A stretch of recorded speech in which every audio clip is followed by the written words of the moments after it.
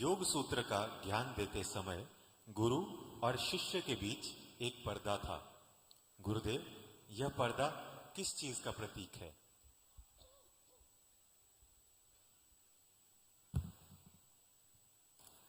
जबकि देखोगे सब ब्रह्म है, सब ईश्वर है, ईश्वर के सिवाय कुछ नहीं है।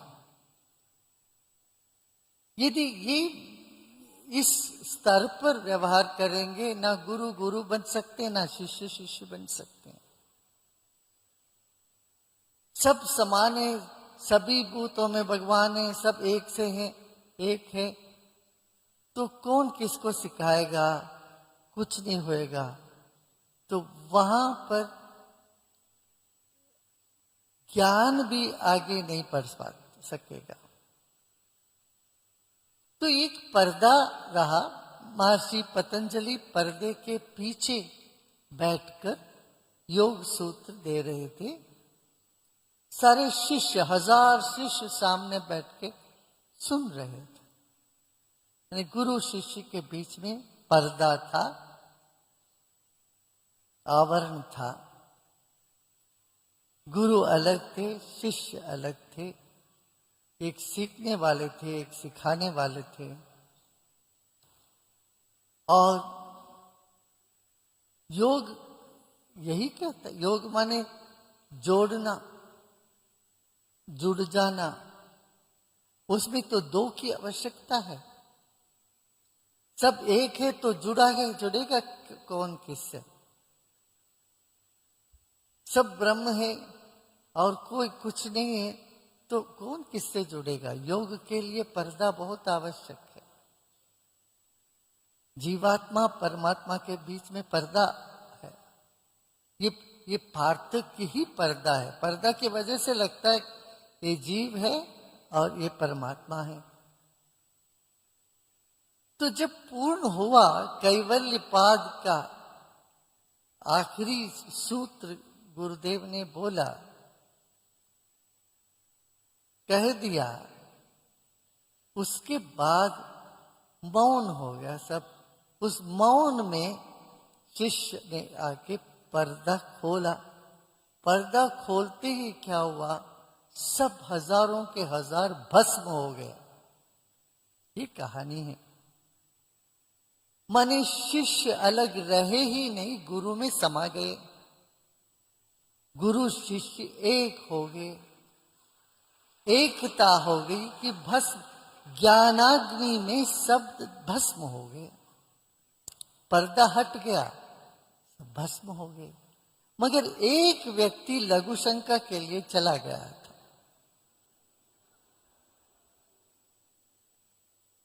वो बाद में आया तो देखा कोई नहीं है, सब कोई नहीं है, सिर्फ गुरुदेव अकेले ही है। तब उनको देखा, अरे भाई तुम कहाँ चले गए? आधा ज्ञान, अधूरा ज्ञान जो है बहुत खतरनाक होता है। जब ये बाहर चला गया तो अधूरा ज्ञान था, तो फिर वो ब्रह्म राक्षस बन गया। अधूरा ज्ञान जो देता है वो ब्रह्म राक्षस होता है। माने राक्षस माने वो बलशाली भी एक तरफ से है, बहुत बड़ा बलशाली भी है, और नुकसान खुद को भी है, लोगों को भी है। उसके मन में प्रश्न बना रहा। सुना था योग सूत्र, मगर उसके मन में प्रश्न था व्याकरण का। योग में कोई प्रश्न ही नहीं उठ सकता, व्याकरण का प्रश्न। और वो प्रश्न जब मन में होता है, कोई शांति से नहीं बैठ सकता, उबलता रहता अंदर से। और जो भी शिष्य इनके पास आए, कुछ दिन ठहरे कि मगर वो सब, ये अपना प्रश्न, उनको पता चला इनके भीतर प्रश्न है। अभी एक ऐसा गुरु है खुद ही प्रश्नों में उलझे हुए हैं, और वो प्रश्न पूछते जा रहे हैं। जो अंदर है वो बाहर तो निकल ही जाता है। तो वो हर शिष्य से पूछता रहा प्रश्न, और कोई इसका ना उत्तर दे पाए। सब बोले कह रहे भाई हम तो सीखने आए, यहां तो कुछ मिल नहीं रहा। सब लोग पहले जो आकर्षण में आए थे सब हट गए। तो ये ब्रह्म राक्षस और बेचैन में पड़ के और बड़े दुखी होते रहे, अंदर से दुखी, बाहर से दिखावा, ऐसी इनकी हालत थी। ऐसे बहुत लोग हैं आजकल भी, बहुत साधु संत सन्यासी गुरुजन, दिखावा के लिए गुरुजन है, 2-4-10,000 लोग उनके पास आते भी हैं, अंदर से वो दुखी हैं, प्रश्नों में उलझे हुए हैं, उनका मन शांत नहीं है। तो ऐसे ब्रह्म राक्षस, इसी को ब्रह्म राक्षस बोलते हैं, ऐसे ब्रह्म राक्षस से बाधित होके इतना परेशान है, तो गुरु को करुणा आई, वो खुद ही इनके शिष्य बन के आया।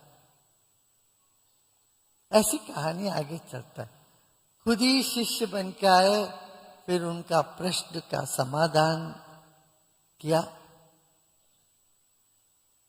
और वो ब्रह्म राक्षस से मुक्त हो गए। ये कहानी है।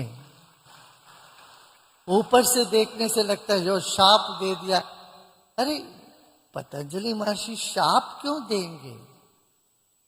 शाप हो जाता, जो कर्म जैसे कर्म करते हो उसको भोगते हो।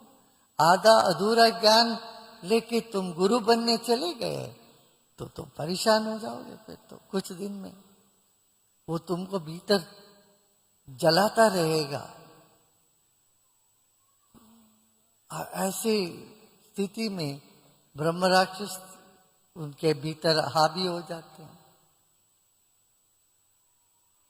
हाँ, तो ये सुंदर एक गहरी तत्व है इसमें। शाप वाप देते नहीं है ज्ञानी, वो छोड़ देते हैं, जिनका जो कर्म है वैसे भुगतो अपना कर्म तुम भुगतो। कठोरता क्रूरता तो नहीं होती है योगियों में। यदि शाप देते भी ये कल्याण के लिए देते हैं, लोक कल्याण होता है उसमें।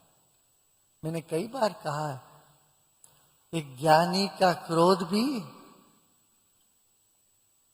मंगलकर होता है, अज्ञानी का प्रेम भी बंधन में फंसा देता है।